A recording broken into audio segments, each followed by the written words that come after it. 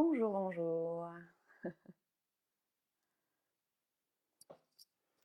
Allons voir si ça fonctionne. Bonjour. Ok. Regardons si ça fonctionne. Pas mal. Tic tac. Petite vérif. Je vous laisse arriver en live, en replay, en mangeant, en dormant, en respirant. Dites-moi ce que vous faites. Ok. Il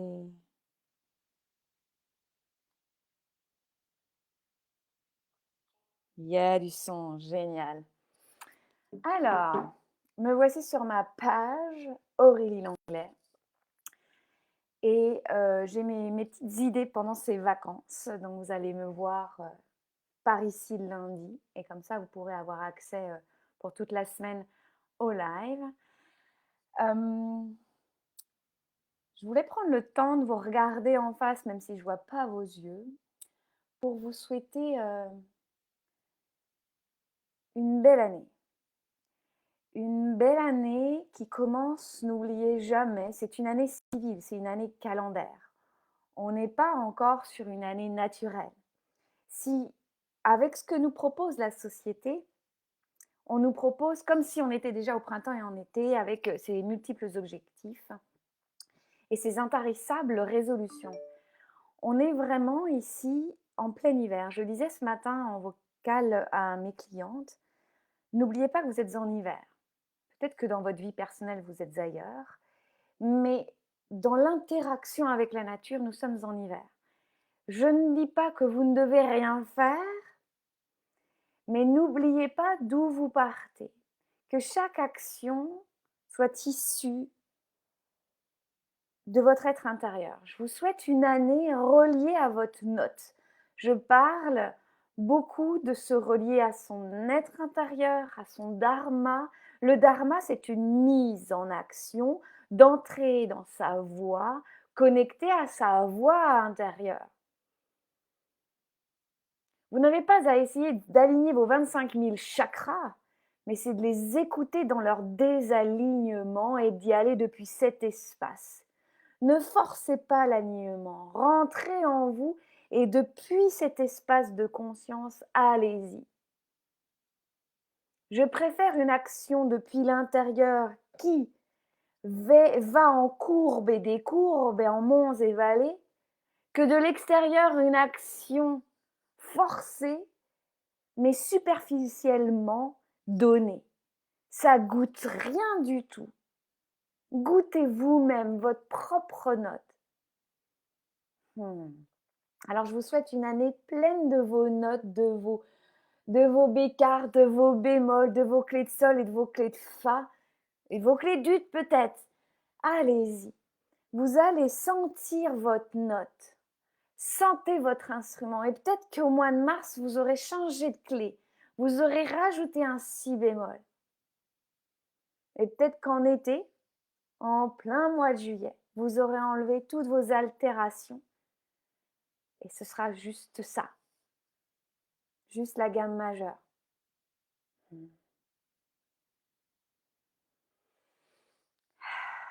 Aujourd'hui, je vais vous parler d'un sujet et dans mes intentions, c'est de venir régulièrement le lundi à 9 heures avec l'énergie de mon début de semaine, que vous puissiez aller avec cela. Je vais mettre ces vidéos sur YouTube et sur mon podcast pour que vous puissiez avoir vos propres espaces de consommation.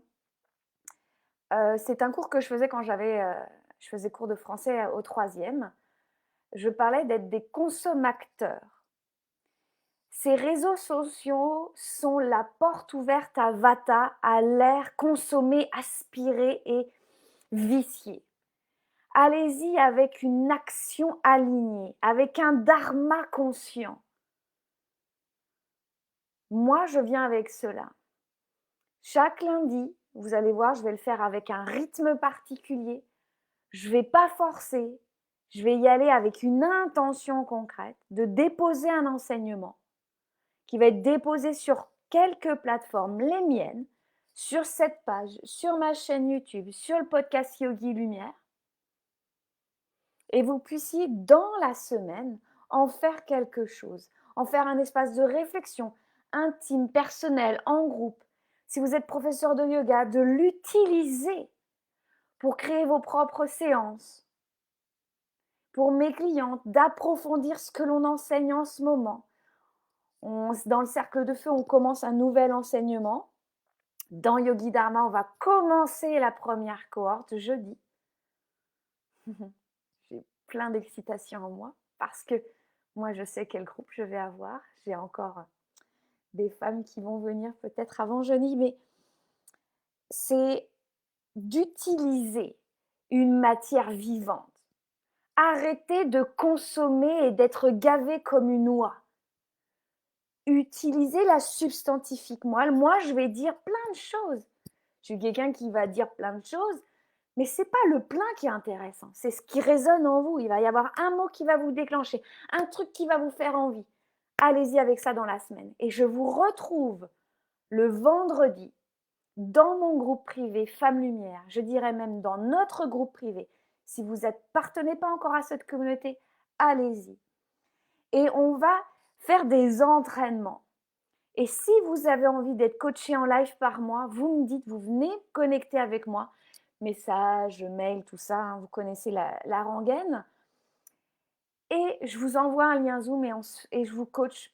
Je vous accompagne, je vous coach, ça fait un peu allez à la mode Rocky.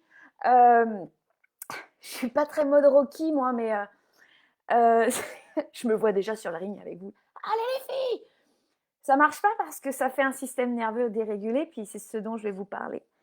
Et je vous coach. On a 30 minutes ensemble. Là, on va se voir 30 minutes aussi. Efficace, court et efficient. D'accord? Donc, si ça vous parle, vous venez. Si par exemple, vous n'avez pas envie d'être en live parce que ça vous fait Aurélie, j'ai pas envie, vous m'envoyez votre question et j'en parle vendredi. D'accord? Donc, le lundi, un enseignement, le vendredi, un entraînement. C'est fini les gavages doigts, là. Je ne vous accuse pas, je me suis vue aller. Et pour monter, créer, élever mon entreprise dans son dharma, et elle continue, c'est un exercice conscient. Parce qu'aujourd'hui, je vais vous parler, vous avez vu dans le titre, du stress de performance. La performance est mise en valeur, mais elle crée un stress intérieur qui va vous éloigner, qui vous éloigne de votre excellence. J'en parlais dernièrement dans Yogi Party et dans mon podcast, dans les derniers enseignements du podcast. Je ne suis pas celle qui prône le « je me contente de » et de la culture de la médiocrité. Je suis de celle qui va chercher l'excellence et qui, à travers cela, dans ma vie personnelle et professionnelle, bien sûr que je goûte à la performance. Bien sûr que j'y goûte et que mon corps y goûte. Et que je suis une hypertonique et on l'est majoritairement. C'est pas parce que j'enseigne le yoga, c'est pas parce que je forme à l'ère du souffle que je ne goûte pas à cela. Et bien au contraire. Il y a un monde dans le développement personnel, déjà ça ne fonctionne pas le monde du développement personnel, de la croissance personnelle. Est-ce qu'on peut arrêter de vouloir croître et de vouloir grandir par rapport à qui, par rapport à quoi, par rapport à quel idéal vous vous êtes fixé déjà? Votre excellence n'est pas ici. Nous sommes des hyper connectés, des hypertoniques et on voudrait être hyper relaxé. Ça ne fonctionne pas. On est hypertonique dans notre système nerveux et on ne s'en rend pas compte. Ça vous est déjà arrivé de vous coucher le soir, vous avez fait une super séance de yoga, mais vous vous couchez le soir et il y a comme des mouvements dans votre corps, ça se relâche. Le corps est tendu et c'est son habitude. Les muscles sont habitués à tenir, à retenir. Parce qu'à l'intérieur, derrière, il y a un monde inconscient. 95% de votre fonctionnement vient d'ici. Votre système interne a été conçu au fur et à mesure de cette manière que vous puissiez fonctionner. Vous pourrez observer dans votre vie où est-ce que vous êtes le plus en mode je fais, en mode interaction. Et il est normal, hein, mais ce que je vais vous proposer d'observer durant cette semaine, c'est d'être tonique, mais pas hypertonique. Moi aussi, je vais travailler avec vous. D'accord? On a été conçus pour fonctionner comme des machines et on nous ramène encore des machines artificielles de plus en plus qui fonctionnent. Et dès que les machines ne fonctionnent plus, bah on râle, on est en colère, on est fatigué. C'est la même chose avec votre machine intérieure. Sauf que vous vous coupez de la magie de votre corps. En fait, on fonctionne en 0, 1, 1, 0. Ça marche pas. Je suis content, je suis pas content. Alors que dans ce processus de déperformance et de connexion à l'excellence, on se relie à quelque chose de beaucoup plus grand, beaucoup plus facile. Parce que vous pourrez regarder votre processus d'apprentissage depuis que vous êtes petit, mais on nous apprend à fonctionner dans un monde à l'envers. Comme ça, on est sûr d'avoir une société à l'envers. Comme ça, elle n'est pas reliée à sa force intérieure. On est tranquille. Là, dans ce monde-là, le monde, l'homme, la femme, l'enfant, le groupe sociétal même, doit correspondre, doit se conformer pour fonctionner. Et alors, on confond je fonctionne et je suis acceptée dans mon unicité. D'ailleurs, on ne la connaît plus. Hein. On nous a même appris à repousser cette unicité. Il y a comme une distorsion. Cette fameuse note, moi toute petite, je l'entendais, mais ça ne correspondait pas à la note du groupe dans lequel je voulais correspondre, où je me disais ça doit marcher comme cela. Il y avait distorsion. Moi, je fonctionne beaucoup donc au rythme intérieur, il y a cette danseuse intérieure, il y avait comme une arythmie. Il a fallu faire un choix. Je lâche qui, je lâche quoi. On doit réussir. Et si vous êtes, on n'est pas obligé d'être dans le monde entrepreneurial, hein, c'était pareil moi quand j'étais enseignante. Il y avait réussir. Il y avait plein de normes différentes pour réussir. Il fallait que mes élèves aient quelle note? Est-ce qu'il fallait qu'ils aient... Il y avait un pourcentage d'acceptation dans la prochaine école, dans le diplôme. Il fallait... Alors moi, je n'étais pas dans des écoles où il y avait beaucoup de parents présents, mais quand je suis arrivée en Bretagne, c'était plus présent. Alors il fallait que les parents soient contents. Qu'est-ce qui fonctionne? Fallait que j'ai pas de bruit ou est-ce qu'il fallait que j'ai du bruit? Est-ce qu'il fallait qu'ils aient fait tous leurs devoirs ou qu'ils n'aient pas fait leurs devoirs? C'est quoi les normes de votre succès, de votre réussite? Et surtout, demandez-vous à quoi correspondent ces fameuses normes. Est-ce que c'est vraiment les normes de votre vie intérieure? Quand, dans le monde de l'enseignement, j'ai lâché les normes de l'enseignement extérieur et que j'ai goûté à ma note d'enseignante, à ma note de pédagogue, à moi, je n'en avais rien à carrer des normes extérieures. Et plus j'en avais rien à carrer, plus ça fonctionnait. C'était assez étrange pour moi. Assez étrange. Parce que quand vous êtes pédagogue, vous avez votre note de pédagogue, mais vous avez la note du groupe, la norme de chaque personne présente devant vous. Et ces personnes sont des êtres vivants. Donc en septembre, vous entendez une note de groupe, puis des notes de certains, mais d'autres, vous n'en avez pas. Et parfois, vous allez terminer l'année, vous n'avez pas entendu une note. Et c'est ainsi, et c'est comme ça. Et puis en octobre, ça va être différent. Et puis en décembre, et puis en mars, parce qu'il est important en tant que pédagogue d'être relié à vos cycles intérieurs et au cycle du groupe et de chaque personne. Vous êtes le chef d'orchestre sans être le chef.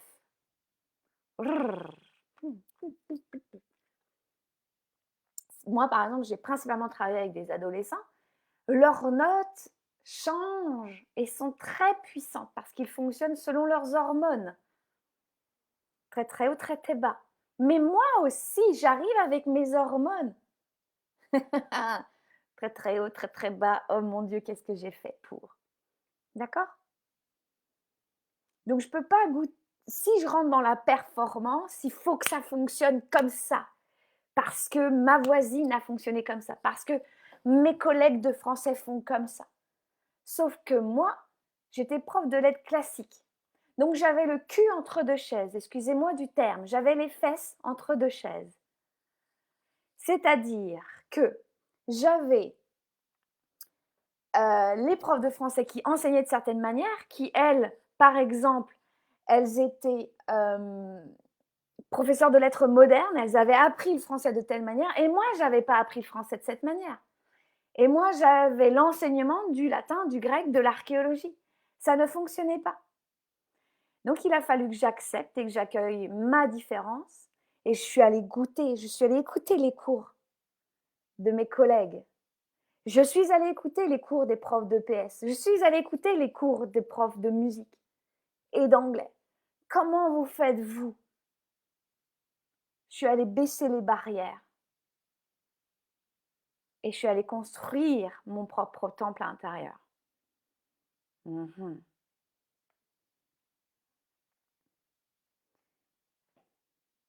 Écoutez ce que c'est pour vous cette semaine, la réussite, le succès. Là, cette semaine, c'est la rentrée, les objectifs, les résolutions. C'est relou, ça ne marche pas, ça. Écoutez à l'intérieur, à quoi elles correspondent, ces normes pour vous. Écoutez s'il y a dissension, distorsion entre les normes de l'extérieur et les vôtres. On vit constamment des petites morts et des transitions. Vous fonctionnez dans un groupe en ce moment? Est-ce que ça vous correspond toujours? Est-ce qu'il n'y a pas besoin d'actualisation? C'est comme les logiciels là, et ça demande des mises à jour. Pourquoi vous ne faites pas, vous, des mises à jour? Vous ne pouvez pas grandir si vous ne faites pas des mises à jour. Il y a des choses, moi, qui ne correspondent plus dans ma vie. Chut, je change. Pareil dans mes groupes d'entrepreneuriat, dans mes groupes avec mes clientes. Ça demande de grandir. Si moi, j'ai des groupes de transformation humaine, professionnelle, qu'importe, et que ça reste toujours au même niveau, mes processus durent 6 mois. Si je reste toujours sur la même note, je suis ce genre de prof où on écoute et puis au bout de 5 minutes, on est endormi et il n'y a aucune transformation possible. Si je n'écoute pas ma transformation intérieure et que j'actualise pas avec mes groupes de travail, bah à la fin, ça fait ouais, c'était sympa. C'est comme quand vous dansez avec quelqu'un. Vous dansez avec la personne, puis bah, c'est toujours la même chose. Il n'y a pas de vécu. Je dis pas qu'il faut faire balancer les mecs, si vous faites du rock avec les filles, vous balancez 25 000 tours, vous faites de la salsa avec eux, avec elle, puis ah, faut que je lui donne 8 tours à faire. Non, c'est d'écouter à l'intérieur profondément la musique. Je vous jure, les hommes, si vous faites danser les filles comme ça, moi je le sens tout de suite. Moi, on me fait danser, oh, on voit qu'elle est bonne danseuse, on lui fait faire 8 tours, ok. Moi, je m'en vais. Faites-moi goûter votre vérité, vos imperfections, vos aspérités. Faites-moi goûter la manière dont vous entendez la musique, je vous ferai goûter ma manière d'écouter la musique. Donc ce stress de performance, il est intéressant d'aller le voir. Moi, je ne suis pas de celle à dire « faites attention !» On rajoute du stress. C'est vraiment de le sentir, de le voir, parce que le stress peut se transformer en trac. Mais c'est vraiment de sentir que vous êtes constamment, et la société fonctionne comme ça, on est constamment relié au cortisol. C'est comme notre fuel, notre gasoil, on est relié à ça. C'est notre alimentation constante et on se dit « ah, je suis relié à moi-même ». Sauf qu'on a un fluide de cortisol qui fait que ça dysfonctionne au bout d'un moment. C'est pas fluide, on se perd, on se connaît plus et on s'éloigne de notre feu intérieur. Il y a des gens qui me demandent « mais Aurélie, comment tu fais pour avoir autant d'énergie ?» Alors déjà, moi en Human Design, je suis MG. Donc j'ai une constante énergie. Et je fais en sorte d'être non pas reliée à l'énergie extérieure, mais à mon énergie intérieure et d'avoir des pratiques personnelles qui font que mon fuel, c'est pas du cortisol. Et je sens quand c'est du cortisol. Si vous cherchez, alors là, en résolution, là, souvent, je veux perdre du poids. Vous ne pouvez pas perdre de poids si vous êtes relié à votre cortisol. Vous pouvez avoir une superbe alimentation et relever des poids magnifiques. Vous allez avoir un premier plateau et c'est le cortisol. Vous forcez. Vous n'avez plus de plaisir. Quand on est sous cortisol, il n'y a plus libido. Il n'y a plus de plaisir à aller dans la vie, à être dans la vie, à être avec ses clients, à être avec ses enfants, avec son compagnon, à être seul. Parce que s'il y a cortisol, ben on est déconnecté du plaisir intérieur. Parce que les deux ne peuvent pas connecter ensemble. Vous ne pouvez pas forcer et être. Il n'y a plus de fluidité, il y a de la fatigue. Alors moi, par exemple, comme je suis MG, ben, il y a eu des moments où je peux faire semblant. Je porte le masque de la performance. Ça fonctionne très bien. Mais il arrive un moment où ça ne fonctionne plus. Donc moi, c'est mon corps. Je vais avoir de l'eczéma, je vais avoir de l'asthme. Ça, c'est mon truc. C'est mon truc à moi. Ou alors, il arrive une certaine heure où c'est comme, il n'y a plus personne au poste. Il n'y a plus personne. Et donc, on va me dire, ouais, mais tu es hypersensible. Pour moi, il n'y a pas d'hypersensibilité. Il y a une maîtrise de sa sensibilité. Et quand je suis en performance, eh bien, oui, je vais être en hyper cortisol. C'est plus relié à mon être intérieur. Moi qui suis reliée donc à cette sensibilité où je sens les énergies, je les vois, je les entends, mais c'est le bazar quand je suis en performance. C'est le bazar quand je suis sous cortisol. Quand je suis branchée sous cortisol, je fais n'importe quoi. Pour celles qui vont me dire « Ah, je sens les énergies, c'est le bas astral, gna gna gna », fais ton ménage. Fais ton ménage. Tu vibres et tu ressens avec ce à quoi tu es branché en fait. C'est depuis les sagesses anciennes, on les a perdues. C'est pour ça que je mets en œuvre ça dans mes processus ou dans mes enseignements, c'est que il est essentiel de revenir à l'origine des choses.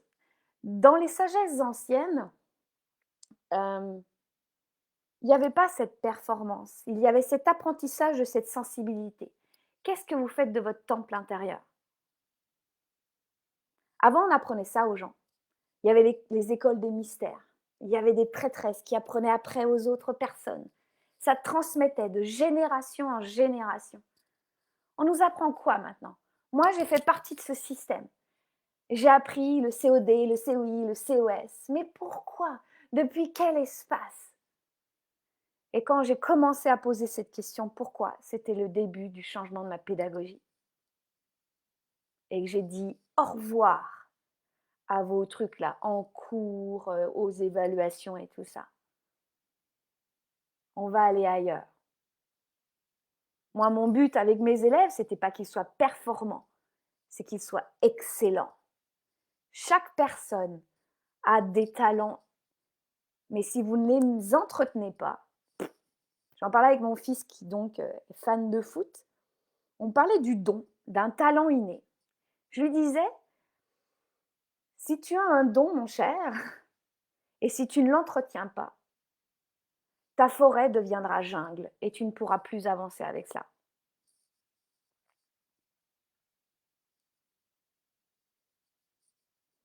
Et dans ce stress de performance, on va se contenter d'aligner des bons points. On a des bons points, on est validé par la société, par l'inspecteur, par notre formateur, par nos évaluateurs, par notre mère, par nos enfants, par l'homme qu'on kiffe. Validation extérieure. Et ça marche. Je peux vous le dire que j'ai enchaîné les bons points. Vous avez en face de vous une universitaire, ça fonctionnait très bien. Je performais dans les traductions latines et grecques, en latin, en grec, en français, en anglais. J'ai traduit dans toutes les langues. Ok, on y va. Parce que qu'est-ce qu'il y avait en moi dans la performance? Il y a un talent derrière. Vous êtes des êtres excellents et très intelligents. J'ai compris comment ça fonctionnait. Si je veux fonctionner dans ce groupe, il faut que j'ai telle note. Facile. Ah, si je veux être encore meilleur qu'eux, je vais le faire plus vite que tout le monde. Je vais le faire avant tout le monde. Et on pense que c'est normal parce que on est coupé de l'autre réalité. Ça n'existe pas dans notre société. On l'a caché. Et c'est pareil dans notre corps, dans nos fluides, dans nos hormones. Il ne sait plus où se brancher. On fonctionne à l'envers. Et si je vous disais que vous êtes capable, et vous le savez très bien, vous le faites déjà, de vous ramener constamment dans le monde à l'endroit.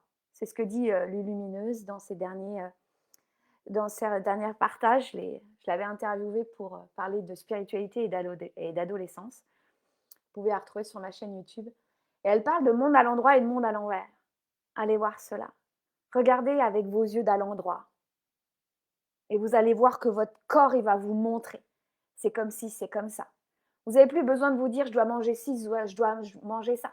Votre corps, il dit, c'est celui-ci le plus juste. Moi, par exemple, avec mes enfants, t'as besoin de quoi en ce moment?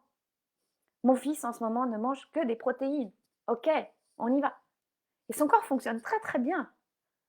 Et alors, au début, ah non, il faut tant de pourcentage, tant de pourcentage. Moi, j'ai déjà perdu. Hein. Moi, vous me perdez déjà avec tant de pourcentage de protéines, de lipides, de machin. J'ai besoin de quoi en ce moment? Moi, mes enfants, quand ils sont malades, je ne les force pas à manger. Hein. Ils sont direct en jeûne. Ils se mettent tout seuls en jeûne. Hop, et c'est guéri. Hop, on y va, on passe à autre chose. Et vous voyez comment là, on est excellent. Et quand vous êtes dans ce stress de performance, vous fonctionnez en surface. On fait ce qu'on peut, on fait ce qui est possible. Mais vous n'êtes pas dans le potentiel. Vous êtes dans la possibilité. C'est possible. Mais vous avez un potentiel exponentiel.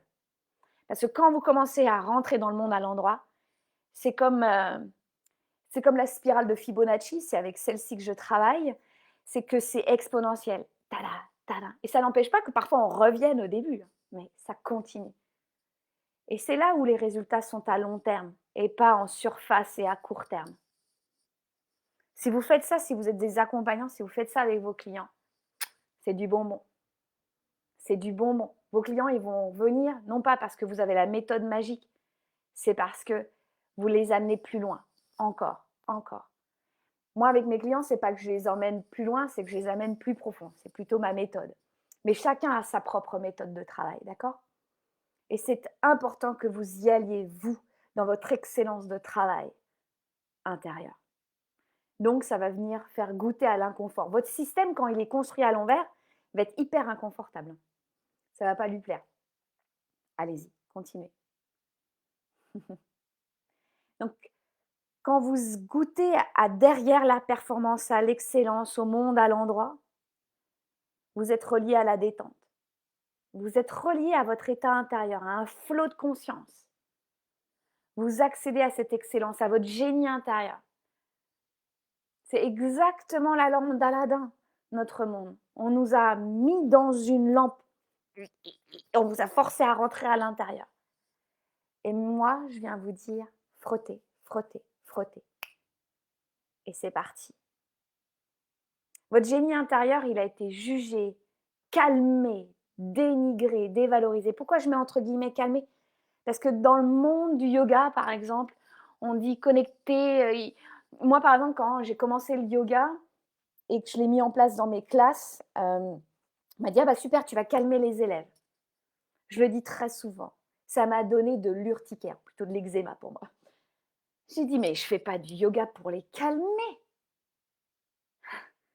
Pas du tout. Je ne vais pas mettre un couvercle sur une cocotte minute.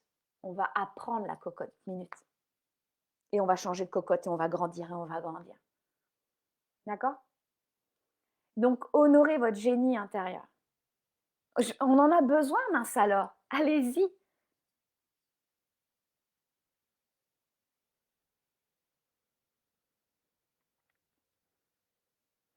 Donc, il y a différents chemins pour se relier. Aujourd'hui, donc c'est vraiment une intention cette semaine de vous éloigner de vos automatismes, de vous éloigner des hypnoses sociétales, en prenant en charge votre corps, en prenant en charge votre conscience et de ses fonctionnements. Prenez-vous en charge dans vos modes de fonctionnement habituels, automatiques, hypnotiques.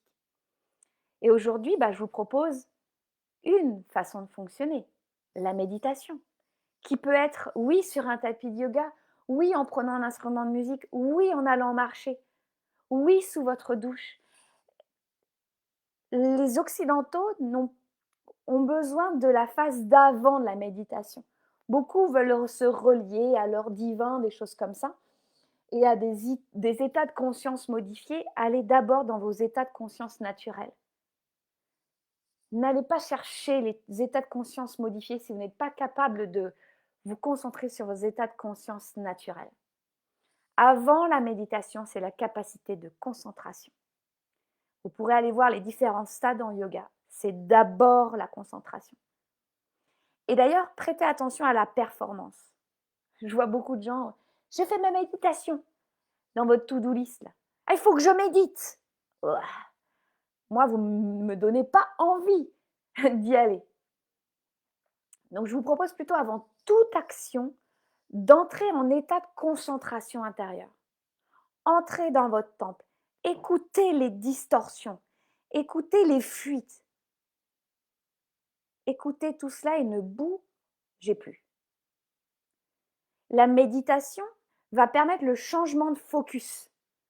Vous allez basculer du stress à la détente. Alors, je vous le dis tout de suite, moi, je ne suis pas celle qui va vous faire croire l'inenvisageable. Dans votre système intérieur, votre système nerveux, il est plus facile de passer de la détente au stress que du stress à la détente. Ça met plus de temps. D'accord? La bascule hormonale, la bascule des fluides prend plus de temps. Et c'est pas alors je vais faire 1 heure de méditation. Ça risque de prendre. C'est pas les 1 heure, c'est plutôt les 2 minutes, toutes les 2 heures, le matin, le midi et le soir, chaque jour. C'est la constance, la persévérance qui va faire l'artisan. D'accord? La méditation va permettre l'observation de vos pensées. On n'est pas là pour les chasser. Vous en avez minimum 60 000 par jour et 80 à 90% sont les mêmes que la veille. C'est plutôt de développer l'œil de l'observateur. Et écoutez aussi vos sensations, vos sentiments. Sensations, c'est physique, les sentiments sont ces mélanges d'émotions et de passé, de présent et de futur. Devenez présent à vos sensations et à vos sentiments. Et plongez dedans et déblayez. Déblayer, c'est pas je fais un acte de ménage, mais c'est dans la présence. Vous ne bougez pas. Vous êtes ici pour sentir la vie, en fait. Vous n'êtes pas ici pour la juger, ni la analyser, la suranalyser, et puis en faire des trucs et des machins. Chut. Respirez et taisez-vous. Laissez-vous vivre en observant. Et là, vous ne contrôlez plus. Et là, vous n'êtes plus contrôlé. Et là, vous pouvez entrer et soigner votre temple intérieur. Votre temple intérieur, c'est votre génie. Elle est là, votre source. Je vois qu'il y a des commentaires hyper en lien. Et Maxime, je ne comprends pas, explique-moi. Il faudra me dire. Dans le groupe, je vais vous retrouver vendredi. C'est marqué Femmes Lumière, mais bien sûr, vous pouvez être des hommes lumière. Vous avez tous une femme en vous, mais je suis blagueuse ce lundi matin. Et si vous avez des questions, vous venez me voir ici, vous me taguez, puis je pourrai y répondre. Je vous retrouve vendredi pour un coaching, pour voir ce qu'il en est de votre stress de performance peut-être. Et si vous ne le savez pas, je suis aussi une formatrice au sein de l'Université internationale de Yogami. Et on est plusieurs formateurs. Et l'université ouvre ses portes. Elle a une formation moi, par exemple, j'interviens dans l'art du souffle, une formation pour les accompagnants, les profs de yoga ou pas les profs de yoga, où on va aller voir l'art du souffle pour se relier à ce génie intérieur. Et vous allez pouvoir aussi vous connecter à plusieurs autres formateurs, yoga des ados, yoga des sutras. Et l'université ouvre ses portes du 15 au 25 janvier. Et si vous voulez entrer gratuitement dans ce monde du yoga, je vous y invite. Je vous ai mis le lien d'inscription. Vous allez découvrir des conférences avec des experts du yoga, et j'en fais partie. Je serai avec Julie Cadorette, ma compagne dans l'air du souffle, spécialiste d'LDOA et de biomécanique et de fascia. Vous aurez aussi accès à des parties exclusives des formations. Avec Julie, on a choisi une partie de la formation dans l'air du souffle, et dans ces portes ouvertes, vous y avez accès exclusivement, seulement pour cet événement. Et comme ça, vous aurez aussi cette communauté et je pourrai répondre à vos questions. Vous aurez Stéphane pour le yoga Nidra, Marie-Daphné pour le yoga restaurateur, Caroline le yoga des ados, et puis moi et aussi Julie et Lily. Allez-y, j'ai hâte de vous y retrouver du 15 au 25 janvier. Une semaine d'apprentissage et de pratique comme je les aime. Si ce genre de live vous plaise, n'hésitez pas à me le dire. Je vous retrouve la semaine prochaine pour un prochain live et vendredi dans le groupe. À très très bientôt. Belle semaine.